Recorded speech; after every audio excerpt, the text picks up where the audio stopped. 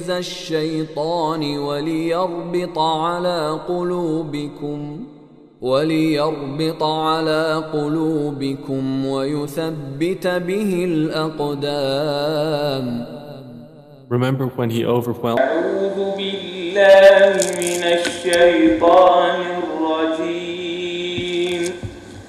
بسم الله الرحمن الرحيم. قال الذين استكبروا للذين استضعفوا أنحن صددناكم عن الهدى بعد إذ جاءكم بل كنتم مجرمين. وسلام على المرسلين والحمد لله رب العالمين. بسم الله الرحمن الرحيم. يقول الذين استضعفوا للذين استكبروا لولا أنتم لكنا مؤمنين قال الذين استكبروا للذين استضعفوا أنحن صددناكم عن الهدى بعد إذ جاءكم بل كنتم مجرمين. On the day of resurrection, as they disputed over the reality of the day of resurrection, the Prophet, peace and blessing be upon him, that's how they are going to regret their disbelief. يَرْجُوا بَعْضُهُمْ إِلَى بَعْضٍ الْقَوْلِ. In fact, the Almighty Allah was even telling the Prophet ﷺ how terrible that day is going to be.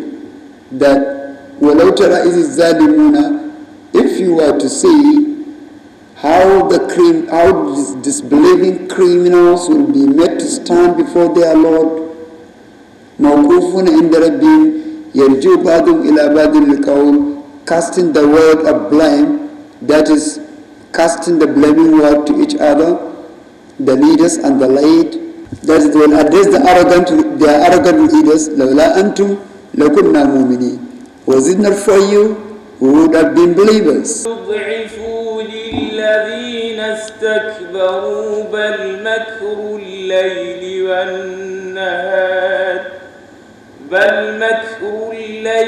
والنهار إذ تأمروننا أن نكفر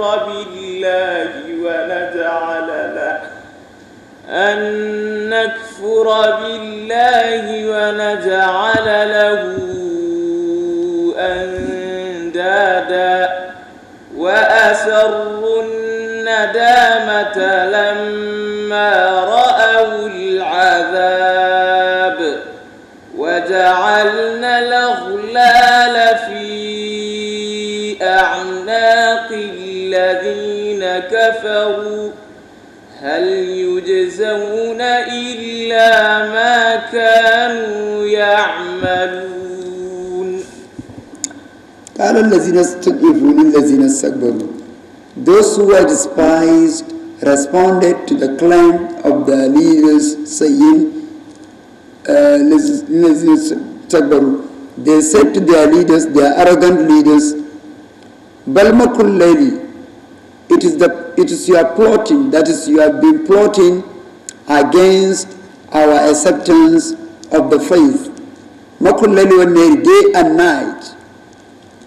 When you are commanding us that we should disbelieve, we should disbelieve in Allah, and we should set up rivals to Him. That is, we should set up rivals to Him in His Lordship and His right to be worshipped and identified as one and only God. We should worship idols besides Him.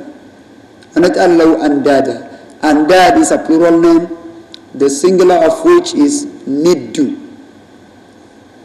And the plural, of course, is andad, meaning rivals. The Almighty Allah said, on that day, this expression of regret or this argument between the leaders and their followers, that is the leaders of the unbelievers and their followers, will never spare them from being punished. هل يجزون إلا ما كانوا يعملون? Were they given a recompense except for what they have done? That is the requital they were given, or the requital they are going to be given on the day of resurrection is what they deserved. Here you can see the story is given in the past as if it has already taken place in the past. That's why past tenses are used in describing what happened on that day. And we are all aware that the day is yet to come. But as far as the Almighty Allah is concerned, there is nothing that is going to happen that has not happened. As far as the Almighty Allah is concerned, there is nothing such as future events. All things have already happened, and the dwellers of paradise are already there enjoying themselves. The enemies of hellfire are already there suffering. In fact, it is just like somebody who have watched a movie before you, then when the movie is played for you to watch, you are seeing them as if they are taking place right now. You may even have some hope that this man shouldn't be killed, or he shouldn't be exposed. Probably he has done something amiss, or something remorseful. Things like that. As far as you are concerned, as you have seen a new movie, you might think that the events are taking place right now. Even if you know that the events of the movie have already taken place, but as you are watching, you might think that the events as they are unfolding, they are taking place right now. So is the case with the events of this universe as far as the Almighty Allah is concerned. Whoever is destined to go to paradise is already there. And whoever is destined to go to hellfire is already there. It's only the events that are unfolding before our eyes. As far as the Almighty Allah is concerned, all things have already happened and they are in the past. That's why the day of resurrection, he narrated them in the past tense. وَجَعَلْنَا الْأَغْلَالَ فِي أَعْنَاقِ الَّذِينَ كَفَرُوا. We have put fetters around the necks of those who disbelieve. هَلْ يُجْزَوْنَ إِلَّا مَا كَانُوا يَعْمَلُونَ. Are they recompensed in any way other than what they have done? That they deserve this terrible requital of having their necks chained with fetters, iron collars. وما أرسلنا في قرية من نذير إلا قال مترفوها إنا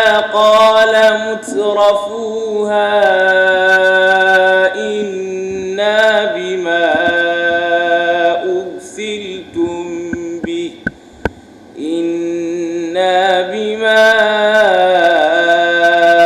أرسلتم به كافرون.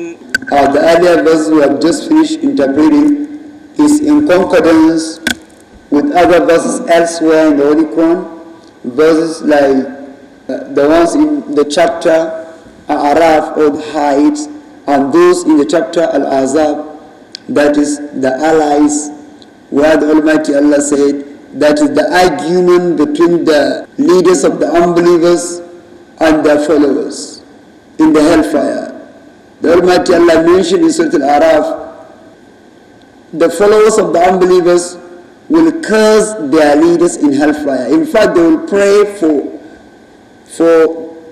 the multiplication of punishment for them, that may, oh God, multiply and double the punishment of our leaders, because their leaders astray, they misled us.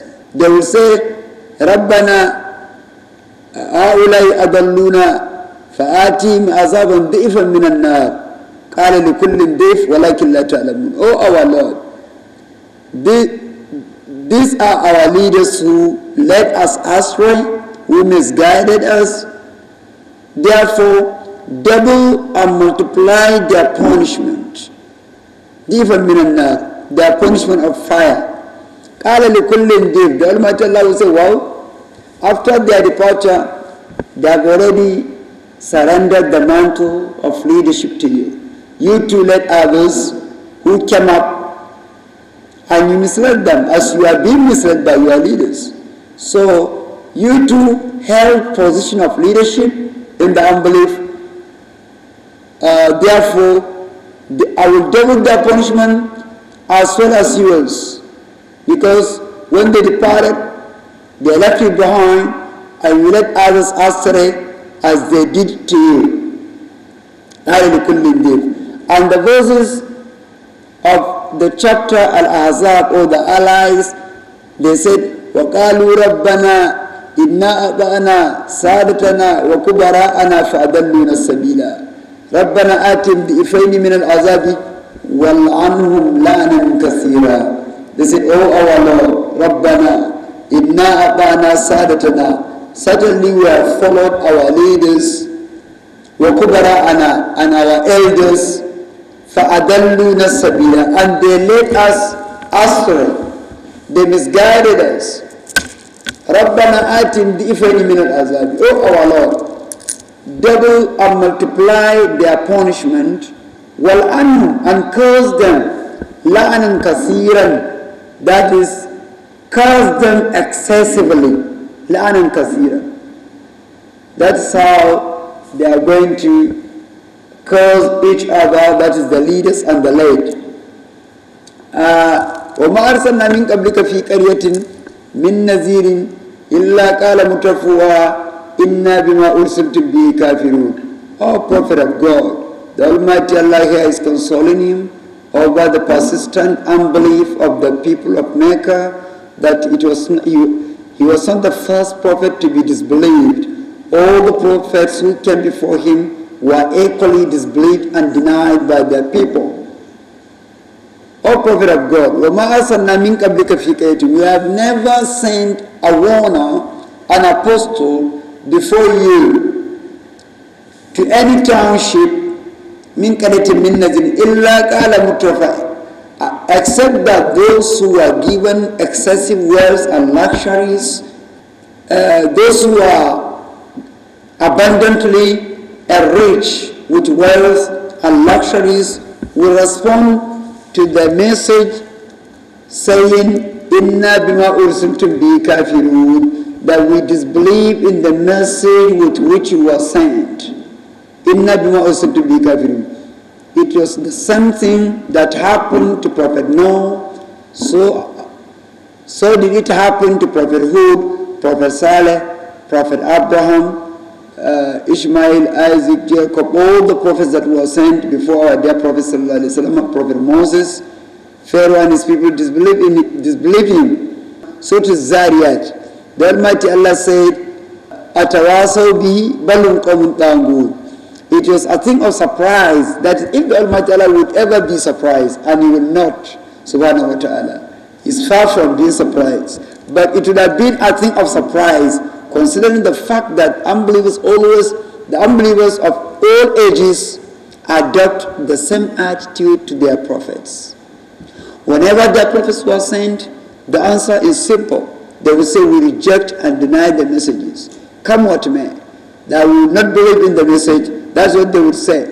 Almighty Allah said, Atawasaw bihi, as if they would bequeath this legacy to those who came after them, that this is how we treated our prophets. So whenever you have prophets sent to you, you should treat them in the same manner. Inna bima ursiltum, they will say that Inna kafiruna bima ursiltum, that we disbelieve, we are unbelievers of what you have been sent with.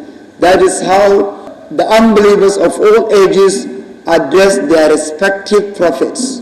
قالوا نحن أكثر أموالا وأولادا وما نحن بمعذبين.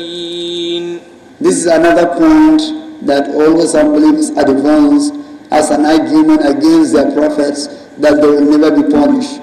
They say, well, since you claim that the one that sent you is the creator of the heavens and the earth and the creator of the hereafter, as long as He's one and only God, reach us here in this world, we are more abundant in wealth and children than you and your followers. So if it is the same God, we believe that He will never adopt double standards. As long as He makes things easy for us in this life, despite the fact that we disbelieve in you, so shall He be nice to us and bountiful to us in the hereafter. Here you can see we are richer, we are more abundant in wealth and children than you and your followers. So it means that if it is the same God that enrich us despite our unbelief, then you will of course enrich us even in the hereafter, even if we remain unbelievers. That's what they will say. Rather, they claim that it will be your people that that it is your followers that are not rich. Of course, that they are going to be so treated in the hereafter. That's what they claim. In fact, it even went to an extent that there was a time one of the companions of the Prophet ﷺ by name Khabbab ibn al-Arat radiallahu ta'ala anhu, who happened to be a blacksmith. So he used to sell swords, arrows, and things like that.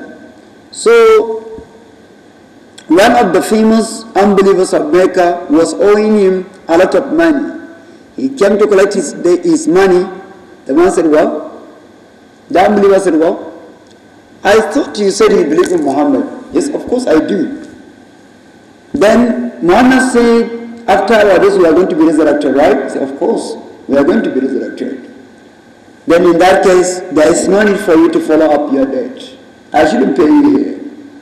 Since I am rich here, and I'm worthy, and it is the same God that sent your prophet that enriches me, of course, with wealth and children, then when we are dead and raised back to life, I will pay you back your debt. There in the hereafter. Never mind.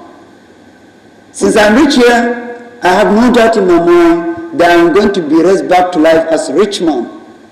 I'm going to pay you back there. The Almighty Allah revealed in the Holy Book a response to the statement of that unbeliever. He said in Surah Maryam, O Mary, أَفَرَأَيْتَ الَّذِي كَفَرَ بِآيَاتِنَا وَقَالَ لَأُوتَيَنَّ مَالًا وَوَلَدًا أَطَّلَعَ الْغَيْبَ أَمِ اتَّخَذَ عِندَ الرَّحْمَنِ أَحَدًا كَلَّا سَنَكْتُبُ مَا يَقُولُ وَنَمُدُّ لَهُ مِنَ الْعَذَابِ مَدًّا. O Prophet of God, can't you imagine the attitude of that unbeliever while claiming that in the hereafter he is going to be raised back to life as rich man, that is going to pay his debt there. I will be given wealth and children there as I am given here. The same God that blessed me with wealth and children here, so shall He bless me with wealth and children in the hereafter. The Almighty Allah was asking, did he have any idea of the unseen? Or did he sign any agreement with the Almighty Allah that He is going to enrich him in the hereafter? Was he given a covenant by the Almighty Allah? Was he given a word of covenant that the Almighty Allah is going to enrich him in the hereafter? No. Then the Almighty Allah said, "Sanaktubu ma yakunu." Certainly, we are going to take down all the words he uttered, and we are going to call him to account for what he said. Sanaktubu ma yakunu. We are going to take down what he said, and we are going to call him to account for what he said and his unbelief. وَنَمُدُّ لَهُ مِنَ الْعَذَابِ مَدًّا. And we are going to prolong his punishment in the hellfire. وَقَالُوا نَحْنُ أَكْثَرُ أَمْوَالًا. They said we are more abundant, we are much more provided with wealth and children than you. وَمَا نَحْنُ بِمُعَذَّبِينَ. Therefore we shall never be punished, as you claim. إِنَّ رَبِّي يَبْسُطُ الرِّزْقَ لِمَن يَشَاءُ وَيَقْدِرُ وَلَكِنَّ أكثر الناس لا يعلمون. O Prophet of God, answer them, that you answer their claim. You can see here, right from the start of this, from the commencement of this argument between the Prophet and the Meccan pagans, they will say whatever they want to say, and the Prophet will never respond straight away. No. Rather, he will wait for the divine command. The Almighty Allah will instruct him how to respond to all their claims. Why? Because it was not that the Prophet on his own accord decided to preach to them. No. He received a command to preach to them. So whatever they said, the Prophet will keep quiet, as if they are addressing the Almighty himself directly. So the Almighty will command his Prophet to respond to them on his behalf, subhanahu wa ta'ala. That is why he wouldn't utter a single word except the word that is being inspired to him as a revelation. Sallallahu alayhi wa sallam. They said, waqalu. You wouldn't hear anything like waqala, but kul, say, tell them, answer them. He will receive a command from God to respond to them, and in what manner would he respond? And in fact, even the words he used as a response to their claims were revealed letter by letter, word by word. He would only deliver, sallallahu alayhi wa sallam. Tell them, Inna Rabbi, my Lord, that of course enrich you, and you yourself accepted this, that you are enriched by my Lord, by the Lord of the heavens and the earth. Inna Rabbi yabsutur rizqa. Tell them that you cannot assess the divine pleasure by the abundance of wealth, or children, or convenience of material life. No, this is quite a wrong assessment. In fact, it may be the gravest miscalculation ever that a man will commit in his life, to assess the divine pleasure by his convenience, his wealth, his children, his material comfort, and things like that. That means that the Almighty Allah loves him? No, not at all. Tell them, Inna Rabbi, my Lord, certainly my Lord, yabsutur rizqa, provide or enlarges riches, wealth to whomsoever he wish. Liman yasha, to whomsoever he wills. That man doesn't have to be a devoted servant of Allah. He doesn't even have to believe in God for him to be a rich. No, not at all. Why? Because we are not here by our own choice, are we? We are not. Just woke up and we just woke up and saw ourselves here in this world. As long as we are here by divine invitation, by divine selection, by sheer divine choice, we have no choice being here. Do we? We don't. So that means that the one that invited us here, whether we are obedient or not, he will remain kind to his guests, right? Since he's the one that invited us, he will remain kind and nice to those he invited to this world. Whether they misbehave or not, whether they behave or they misbehave, he will remain kind to them, subhanahu wa ta'ala. That is why for you to secure your daily bread here in this world, you don't have to be obedient to Allah. It has no any devotional requirement to have it so smooth in this world. In fact, even if you are the arch enemy of the Almighty Allah can make it so smooth for you in this world. If the transitory nature of our stay here is enough to explain that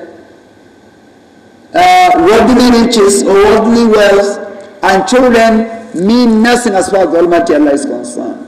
Since we are here on a transit, whatever enjoyment you have while on a transit, of course you yourself know that it will not last. So that's why here the Prophet ﷺ was commanded by God to tell them that they have committed an unmistakable miscalculation by claiming that since they are rich here in this world, so shall they be rich in the hereafter. No, not at all. وَمَا أَمْوَالُكُمْ وَلَا أَوْلَادُكُمْ. Neither your wealth nor your children will bring you any near to us. That is the Almighty Allah. إِلَّا مَنْ آمَنَ, except for those who believe, وَأَمِلَ صَالِحًا, and exercise righteous deeds. أُولَٰئِكَ لَهُمْ جَزَاءُ الضِّعْفِ بِمَا عَمِلُوا. As for those who believe and exercise righteous deeds, they will have their recompense doubled and multiplied. ذَا الضِّعْفِ بِمَا عَمِلُوا وَهُمْ فِي الْغُرُفَاتِ آمِنُونَ. And they will dwell in lofty mansions in paradise, safe and secure. You know, when a mansion is lofty and high, that's why he said, وَهُمْ فِي الْغُرُفَاتِ آمِنُونَ. They will dwell in lofty mansions in paradise, safe and secure.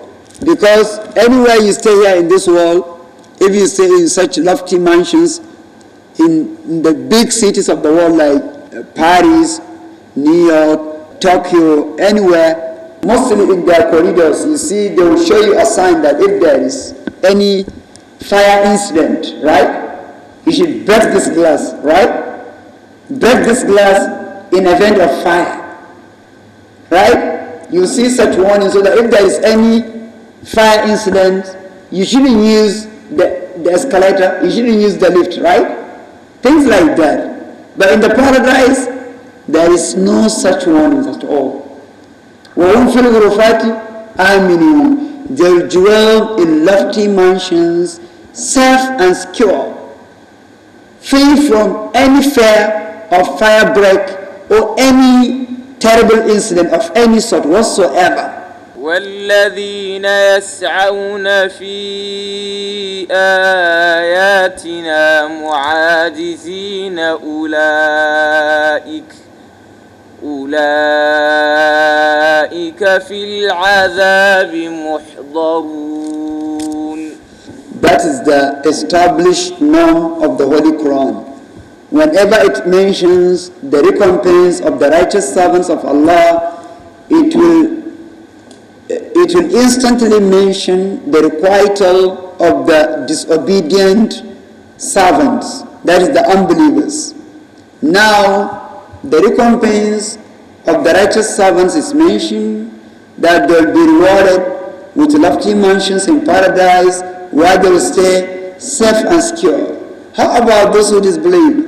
How about those who claim that they are going to be raised back to life, even if the resurrection takes place? That if at all it will take place, they will be resurrected as rich people as they are in this world. And they will be granted wealth and children in the hereafter in the same manner they are granted here in this world. What will be their fate? As if a question is raised here. Since they have claimed that they are rich in the world, so shall they be rich in the hereafter. Since it's one and the same God that enriched them here, and you will definitely enrich them in the hereafter. Then the Almighty Allah said, وَالَّذِينَ يَسْعَوْنَ فِي آيَاتِنَا مُعَاجِزِينَ. As for those who strive hard against our revelations, that's whenever a revelation takes place, if the Prophet ﷺ recited to them, then they will try and argue against the revelation. That whatever is affirmed by the revelation, they will try and disprove it. They will try all logical means to disprove any revelation conveyed by the Prophet, peace and blessing be upon him. That's why the Almighty Allah described them as those who strive hard against our revelation in order to frustrate them, to frustrate the revelations. أُولَٰئِكَ فِي الْعَذَابِ مُحْضَرُونَ. they are going to be brought into the punishment of hellfire. Not as they claim that they are going to be raised back to life as rich people. No. They are going to have fetters put around their necks, and they are going to be dragged to the hellfire, and they are going to remain there forever. يبسط الرزق لمن يشاء من عباده ويقدر له وما أنفقتم من شيء فهو يخلفه وهو خير الرازقين. قل إن ربي يبسط الرزق. Going back to the argument that they are going to be resurrected as rich people, the Almighty Allah repeated what He said in the past, that Ulinna Rabbi, told them, O Prophet of God, that my Lord, the Almighty Allah, the Creator of the heavens and the earth, Yabsudur Rizqa, enlarges the provisions for whomsoever, liman yasha, for whomsoever He wish, wayagdir, and He constrained provision for whomsoever He wills. وَيَقْدِرُ لَهُ وَمَا أَنْفَقْتُمْ فِيهِ مِنْ شَيْءٍ. So, as for those who accepted your admonition and embraced the faith and decides to exercise the righteous deeds, let them know that وَمَا أَنْفَقْتُمْ فِيهِ مِنْ شَيْءٍ فَهُوَ يُخْلِفُهُ.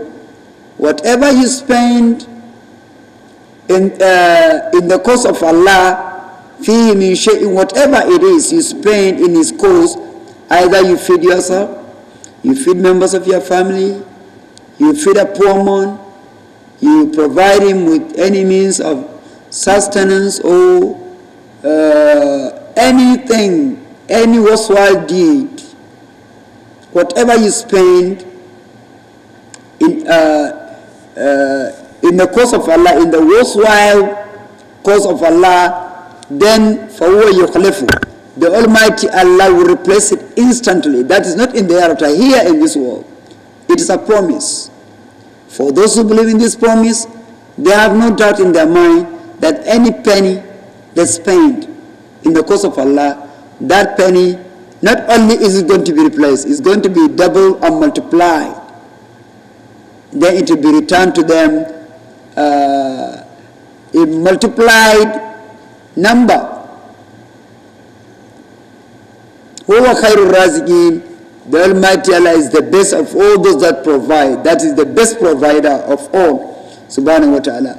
In fact, the Almighty Allah, there is no any basis of comparison between Him and any other creature, let alone saying that He is the best of the rest. No, there is none. In fact, there is no any provider except Him. But we should remember that the Prophet was addressing the unbelievers, right? So as he was instructed to engage them in a concessionary argument, that is, in an argument where he can make some concession to them, we still remember how he was instructed in the earlier verses to concede to them the probability of being on the right path. The probability. In fact, there is no way that unbelievers will be on the right path. But because he wanted to engage them in a logical argument, and the essence of which is to draw them, that is to bring them nearer to the faith. So there is need for a particular concession in the argument, so that they will feel that they are being recognized, they are being considered. He said, وَإِنَّا أَوْ إِيَّاكُمْ لَعَلَى هُدًى أَوْ فِي ضَلَالٍ مُبِينٍ. Either we or you, that's either of the two parties, the Muslims under the leadership of the Prophet ﷺ, or you, the unbelievers, either of the two parties is on the right path, and of course the other is on the wrong path. And of course the Prophet ﷺ was sure it was not a thing of either or not. It was a reality to him that he was on the right path. And of course the Meccan pagans were on what? On the wrong path. They are in obvious manifest error. But because he wanted to draw their attention to his admonition, that's why he made that concession to them. He considered to them the possibility of being on the right path, while they are absolutely not. The Almighty Allah is the best of all those who provide. In fact, the singular provider of all. Wherever you see any provider, he is only an avenue. He serves as what? As an avenue through whom the Almighty Allah enriches his servants. No more, no less. Just like an ATM machine. I don't think any client of any bank will thank an ATM machine for dispensing money to him. Do you think that an ATM machine deserves any gratitude from you when it dispenses money from you, or when it dispenses money to you? It doesn't. Why? Because it serves only as what? As an instrument, as an avenue through which you can get your money and use it. No machine deserves any gratitude from any client, any bank customer. In fact, even a human cashier does not deserve any gratitude. Of course, you can, by way of being polite, you only say thank you. Not that he deserves it. Not that if you do not say thank you, in fact, he will be done to thank you. For what? For the fact that you engage in services, right? So any provider serves only as an ATM machine. The Almighty Allah is the singular provider, subhanahu wa ta'ala. Oh, khairul raziqin. ويوم نحشرهم جميعا ثم نقول للملائكة أهؤلاء إياكم كانوا يعبدون. ويوم نحشرهم جميعا. The day we are going to gather them, that is the day of resurrection, we're going to gather them together, all of them, jami'an. None of them will be left anywhere. وَيَوْمَ نُسَيِّرُ الْجِبَالَ فَتَرَى الْأَرْضَ بَارِزَةً فَحَشَرْنَاهُمْ فَلَمْ نُغَادِرْ مِنْهُمْ أَحَدًا. In another chapter, that's Surat Al-Kahf, the Almighty Allah, the day we are going to remove all the mountains of the earth. And you will see the whole world as level ground. Nowhere is higher than anywhere. This is a level ground. فَذَرَلْ the barizatan فَأَشَرْنَاهُمْ. That day we are going to gather them together, all of them. فَلَمْ نُغَادِرْ مِنْهُ أَحَدًا. We will leave no single person. We will leave no one. No one will be left without him attending this great gathering of resurrection. وَمَنْ أَشْرُونَ جَمِيعًا. The day we are going to gather them together, all of them, جَمِيعًا. ثُمَّ نَقُولُ لِلْمَلَائِكَةِ أَهَؤُلَاءِ إِيَّاكُمْ كَانُوا يَعْبُدُونَ. We are going to gather the unbelievers, that is the idol worshippers, as well as their idols, all of them. أَهَؤُلَاءِ إِيَّاكُمْ كَانُوا يَعْبُدُونَ. We are going to ask the angels, because some of them claim worshipping angels. Some of the Meccan pagans claim that angels were daughters of Allah. A'udhu billah.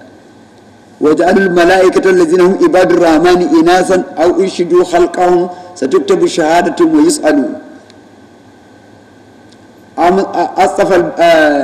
أَمْ خَلَقَ الْمَلَائِكَةَ إِنَاثًا وَهُمْ شَاهِدُونَ أَلَا إِنَّ مِنْ إِفْكِهِمْ لَيَقُولُونَ وَلَدَ اللَّهُ وَإِنَّهُمْ لَكَاذِبُونَ أَصْطَفَى الْبَنَاتِ عَلَى الْبَنِينَ مَا لَكُمْ كَيْفَ تَحْكُمُونَ. And ironically, the Meccan pagans detest female children. The worst information an average Meccan pagan will receive is to be told that his wife gave birth to a female child. He will feel like killing himself, like burying himself alive. وَإِذَا بُشِّرَ أَحَدٌ بِالْأُنْثَى ظَلَّ وَجْهُهُ مُسْوَدًّا وَهُوَ كَظِيمٌ.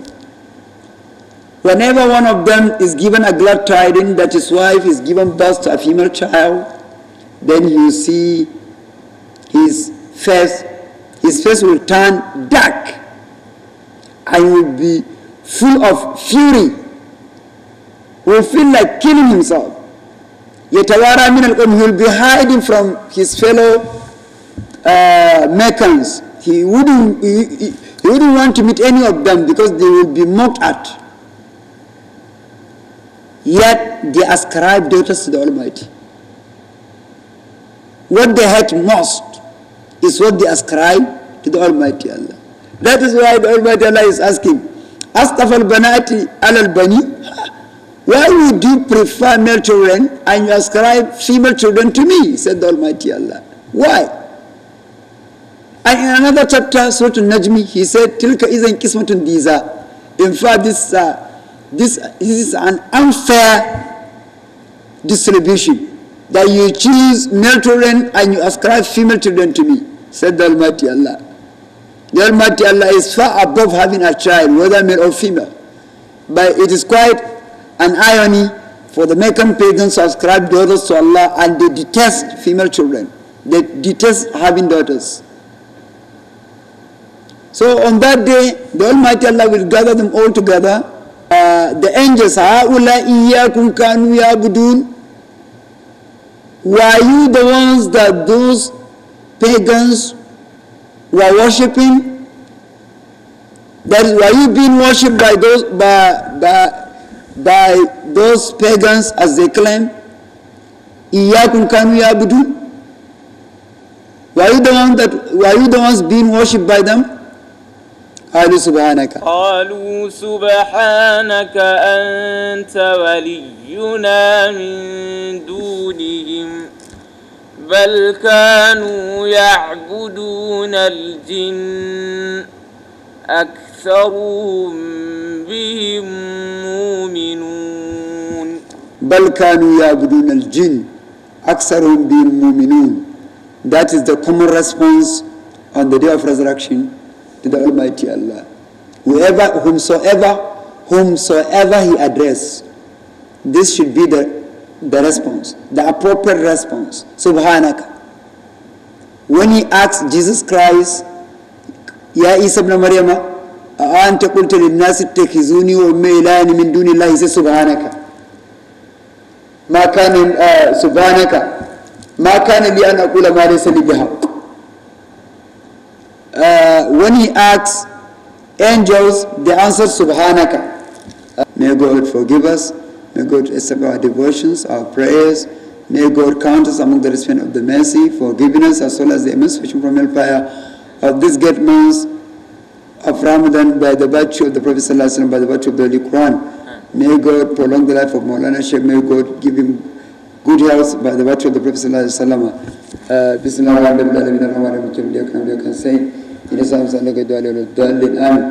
اللهم صل على سيدنا محمد وعلى اله وصحبه وسلم.